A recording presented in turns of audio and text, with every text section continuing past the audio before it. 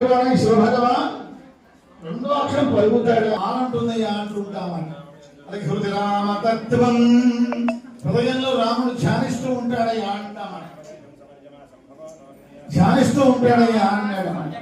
అంతేకాకుండా మస్తకే అంటాం. శివుడి యొక్క శిరస్సున ఎక్కడుంటుంది అంటే విష్ణుపాదోద్భవం అంటున్న గంగ ఉంటుందయ్యా అన్నాడమాట.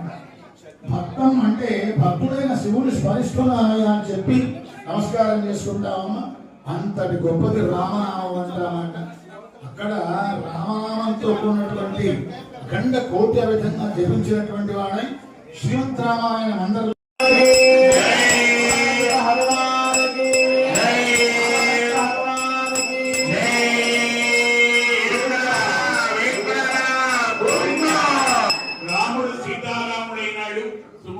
అత్యంత వైభవంగా మా జానకి చెట్టబట్టగా మహారాజు వైద్యమని సీతమ్మని చేపట్టబట్టే రాముడు మహారాజు అయినట్ట.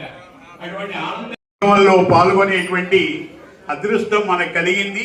పుట్టగానే సెలవ నరుడై పుట్టగానే సెలవ పుట్టు చావులేని గుట్టు తెలిసి ఆ హరిని గట్టిగా మదిలోన కట్టివేయిన వాడు పుట్టగానే సెలవ.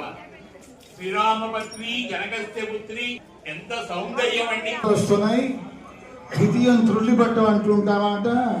పక్కన వాళ్ళ మీద తుళ్ళిపడుతున్నారు, కళ్ళు మూతలు పడుతున్నాయి.